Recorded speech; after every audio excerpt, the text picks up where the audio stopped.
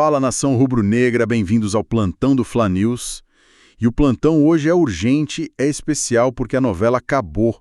Acabou a novela Paquetá, é oficial, o West Ham bateu o martelo, aceitou a proposta do Flamengo. Isso mesmo, a gente vai trazer todos os detalhes agora. O garoto do Ninho está voltando para casa. Mas olha, além dessa, que é a maior contratação da história do clube, a gente também precisa falar da situação delicada do time no Campeonato Carioca. Exato. E sobre o Paquetá, a informação que chega quente. Os maiores portais da Inglaterra, tipo The Guardian, The Sun, Sky Sports, The Athletic, todos eles já dão o negócio como fechado. A imprensa inglesa inteira já cravou, então. Cravou. A informação que a gente tem dos bastidores é que agora sim, faltam apenas os trâmites burocráticos. O acordo verbal está selado. Então vamos direto ao ponto, que é o que a nação quer saber, os detalhes dessa operação. Puxa pra gente os valores, os termos, como é que ficou esse acordo final? Aquele parcelamento era o último entrave, né? É o grande entrave. Olha, vamos aos números.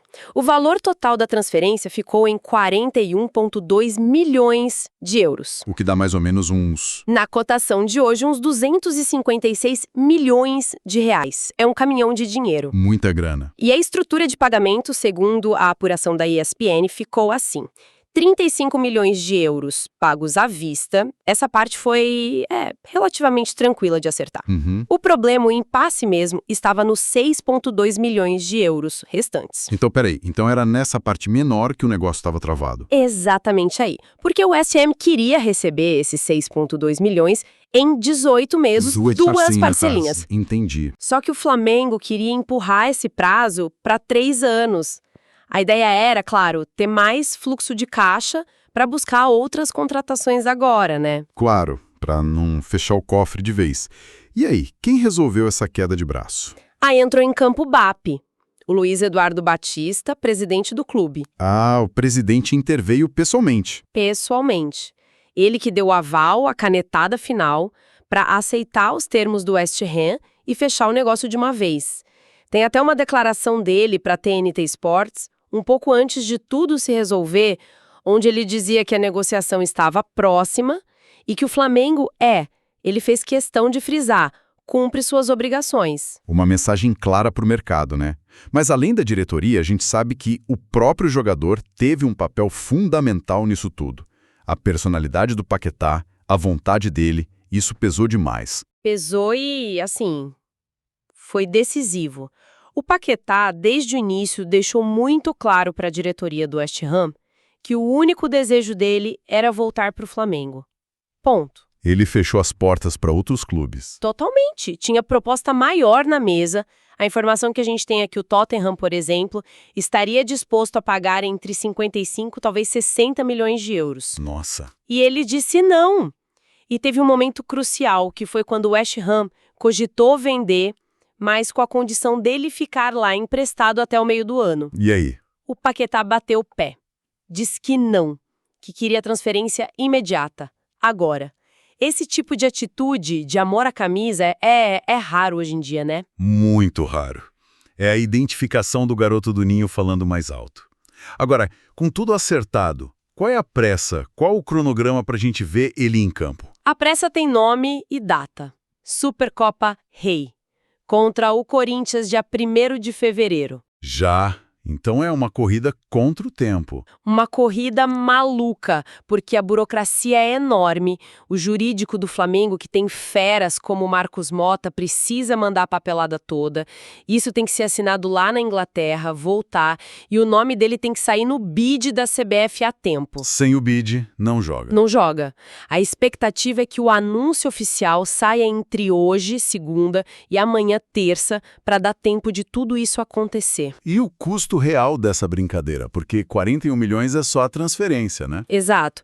Se você colocar aí comissões, luvas para o jogador, os impostos lá da Inglaterra, que são os 18%, a gente está falando de uma operação que, no total, pode passar fácil dos 50 milhões de euros.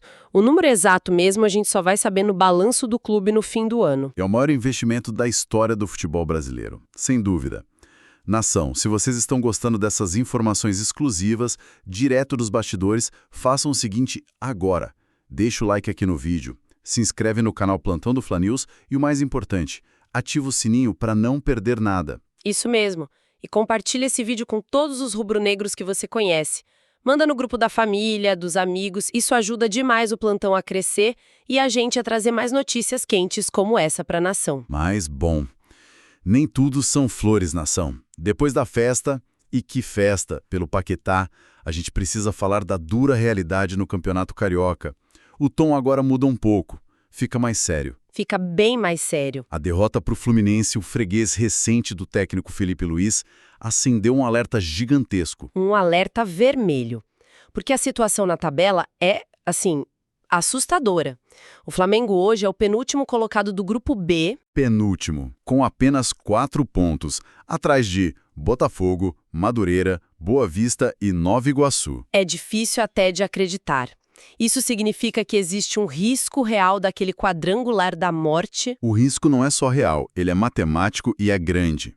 Para quem não sabe, o quadrangular da morte é basicamente o quadrangular do rebaixamento do Carioca. Seria uma humilhação histórica. Inimaginável. E o cenário para escapar disso é muito complicado. Primeiro, o Flamengo precisa obrigatoriamente vencer o Sampaio Corrêa na última rodada. Ok, essa é a parte que depende do time. Exato. Mas só isso pode não bastar. O time vai precisar secar, e muito, os adversários. A situação é de respirar por aparelhos. Traz as combinações pra gente, qual é a matemática do desespero. A matemática é a seguinte, e presta atenção.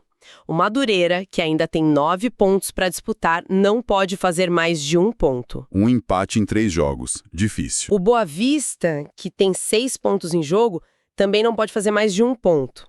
Um empate em 2 jogos.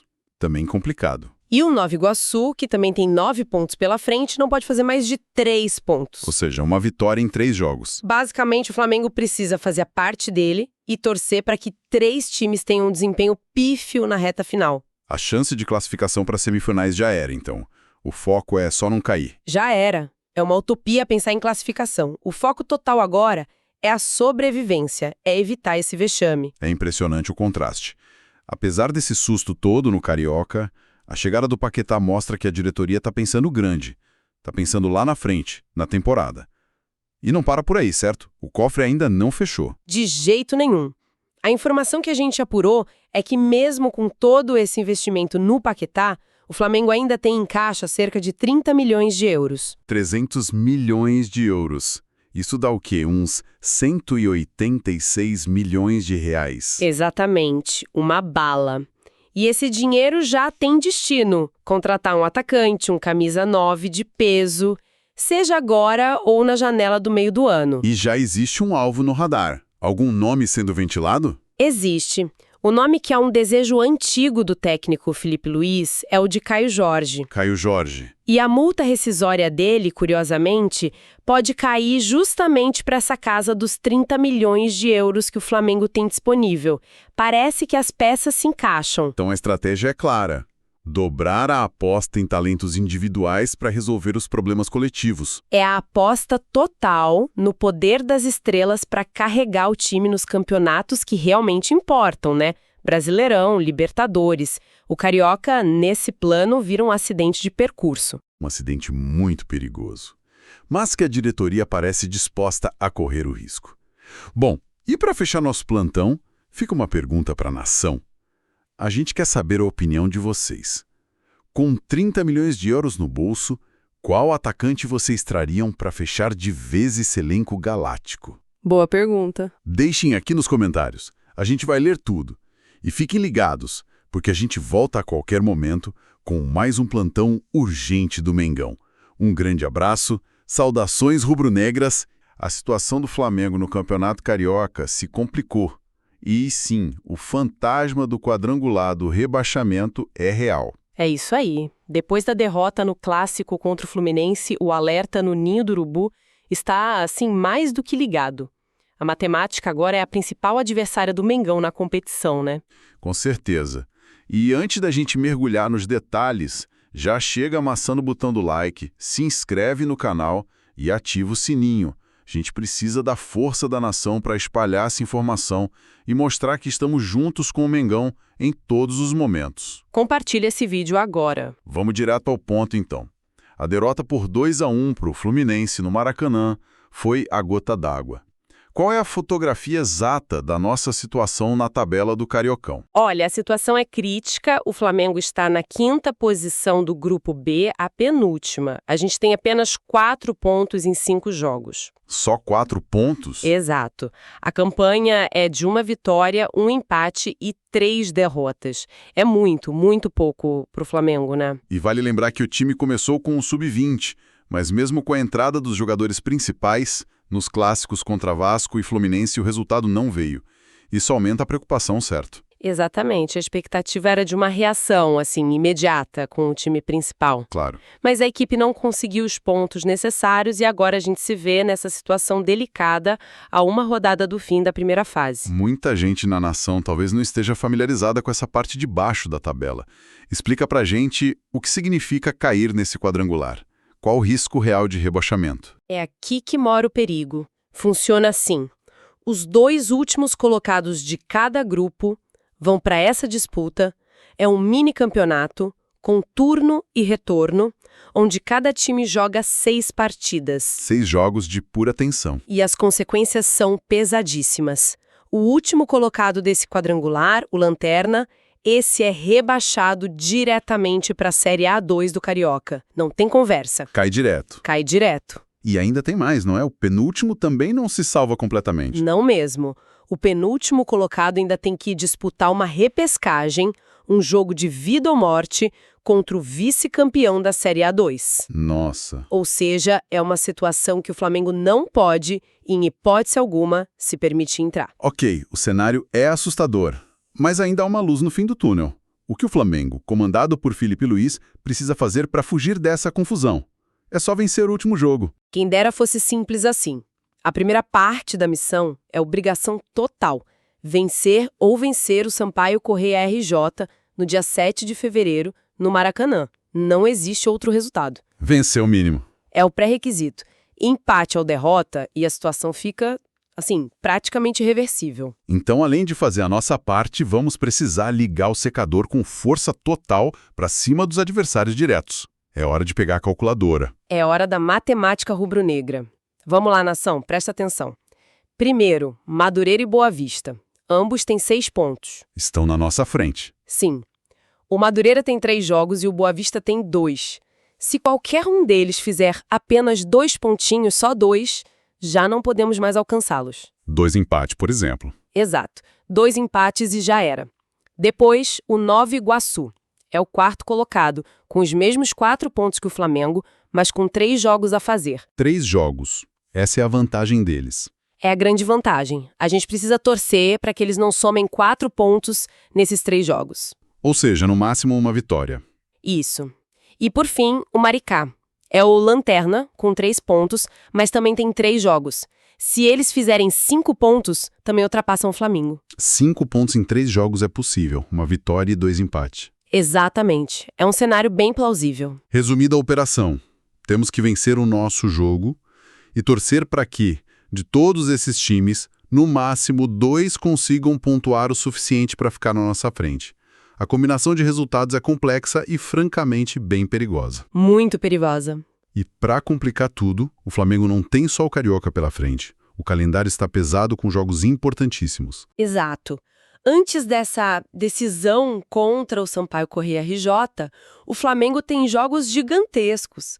Enfrenta o São Paulo e o Internacional pelo Campeonato Brasileiro. Jogos-chave para a briga pelo título. E ainda tem a decisão da Supercopa do Brasil contra o Corinthians. A diretoria e a comissão técnica vão ter que se desdobrar para manter o foco em todas as frentes. É uma prova de fogo. Agora, mais do que nunca, a gente precisa mostrar a força da nação. Se você chegou até aqui e ainda não deu like, a hora é essa. Se inscreve no canal. É isso aí. Manda esse plantão para pelo menos 5 amigos rubro-negros no WhatsApp. Isso ajuda o plantão a crescer e trazer mais exclusivas para a nação. Com certeza. Vô nação, a situação é essa. Transparência total. É vencer e secar. Não há outro caminho. Isso mesmo. O cenário é de alerta ao máximo. E a gente vai seguir acompanhando de perto cada treino, cada movimentação nos bastidores e, claro, cada resultado dos adversários. A cobertura aqui no canal será completa. Qualquer novidade, a gente volta ao vivo, a qualquer momento com um novo plantão. Fiquem ligados aqui no Plantão do Fla News. Agradecemos a audiência de todos. Saudações rubro-negras.